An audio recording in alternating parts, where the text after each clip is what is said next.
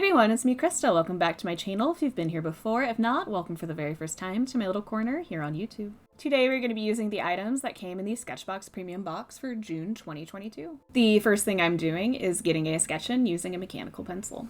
I am using the paper that came in the box, which is a SketchBox Signature Cold Press Watercolor Pad. And it is 4x6, so this is going to be a smaller project. The first color that I'm laying down is in foliage, and then I'm following with the yellow.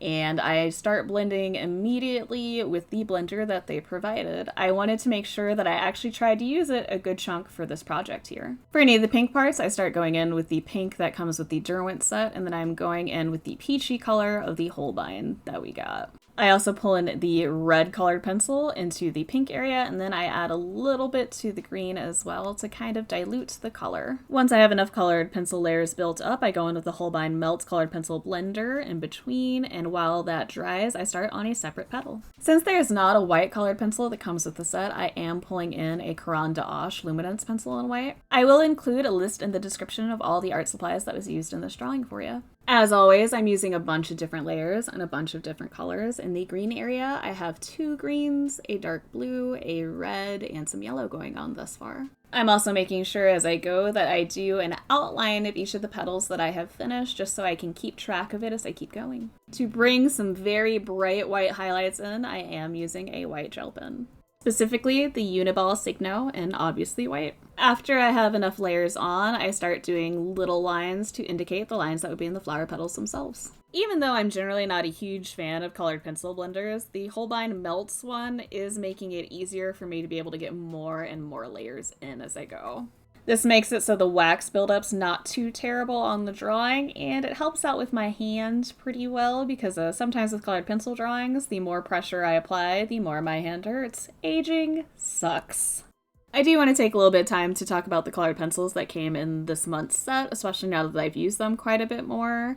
The Derwent Chromaflow ones, they work pretty well. I did notice that the dark blue and the black break a lot. I believe the dark blue is called denim. I keep wanting to call it indigo for some reason, probably because that's what it would be called in like any other colored pencil set. And the 2 Holbein pencils we got, they work really, really well. I didn't have any breakage issues with either of those. I'm assuming with the denim and the black, it's either just the pigment to binder ratio, or it's just that I got some faulty pencils and they were off in the casing a little bit. It do happen with colored pencils. We've all been there. Breakage is a thing, unfortunately. I do like the paintbrush that they included, which is the Princeton Snap Round Brush. I understand why they included it, because you can get some small details in, and if you decide, you can get some decent blending done. I do wish for this project I would have pulled in a larger paintbrush. I did end up doing that in a live stream of a crow drawing that I did, which I may or may not post on here later. Let me know in the comment section down below if you would like me to post that live stream. Even though I did do the base sketch in a lead pencil this time, you can always use a pastel pencil if you have it. It's a lot easier because you won't see those like gray lines in between. I am making sure that I go in with an eraser and erasing the darker lines as much as humanly possible so they don't show up as badly.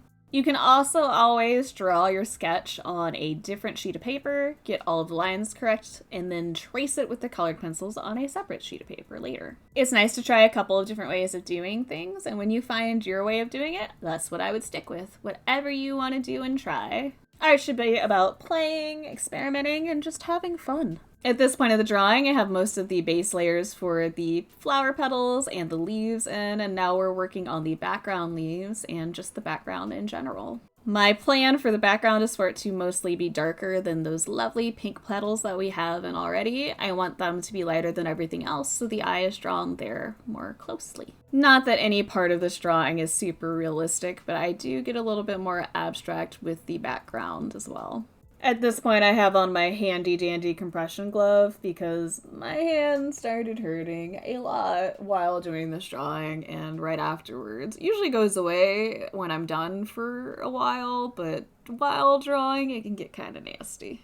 I just need to remember to actually wear a compression glove the entire time I do a colored pencil drawing. I am actually using the black colored pencil in this drawing for parts of the background over the denim blue that we already have down there, and I go back and forth between the denim and the black, and I pull in a little bit of a white colored pencil to try to add a tiny bit of shading in those areas. For some of the final leaves, I start breaking them up in little segments with lines and then just start shading them from there. I want to bring up that I do actually like the paper that came in this month's box, which is the SketchBox Signature Cold Press Watercolor Pad. It's really nice for this kind of thing, especially if you are actually using the colored pencil blender. If you're not going to use the blender, I would recommend a smoother paper, like a bristle board. Otherwise, you're going to have to do a lot of layering to get rid of those white spots in between. Because of the tooth of the paper, it's really hard to saturate the entire paper without using the blender. I really wish that I could have kept the colored pencils sharper, especially the Derwent Chromaflow ones. Anytime I'd go to sharpen them past a certain point, they'd break off, so I had to keep them a lot duller than I normally would. Maybe next time I try to use them, I'll get a knife and try to expose more of the lead instead of using a normal pencil sharpener. We'll see. We'll just have to whittle it down. At this point, I'm trying to add some texture and lines to this large background leaf we have going on, attempting to split it up into little sections and shading as I go. I also make sure to use the black with a little bit of white to add the little dots in the middle of the flower to show the reproductive organs of the plant. I do want to take a moment to point out that it's very important that you let that blender dry before you go in with the colored pencils again. It is pretty easy to rip the paper while it's wet if you go in with a pencil. I didn't do it on this drawing, but I've done it many, many times before. Learn from my mistakes, please. After getting all of those layers in, I go in again with the blender to do what it does best, which is blending. I just want to make sure that I saturate the paper enough to try to cover up as much of that tooth as possible so as little white shows through as possible. Then, surprising no one, I go ham with that white gel pen. I just like bringing back out the highlights using a white gel pen or an acrylic marker or some paint. This is just how I prefer to work. A lot of people will leave the paper itself white. I prefer doing it this way because I just prefer layering a lot. In case you can't tell, we layer a lot here. Towards the end here, I do a couple of things. I obviously keep going in with this white gel pen. I pull in a white Posca pen to get some bigger white highlights in. And I pull in a dark blue ink marker to help hit some of those darker points a little bit better. And with that, we're almost finished with this project and therefore this video. If you like this video, please hit that like button. If you have any comments, questions, feelings, suggestions, concerns, or if there's any art supplies you'd like to see me use on this channel, please let me know all about it in that comment section down below. If you'd like to see more videos like this, please feel free to hit that subscribe button.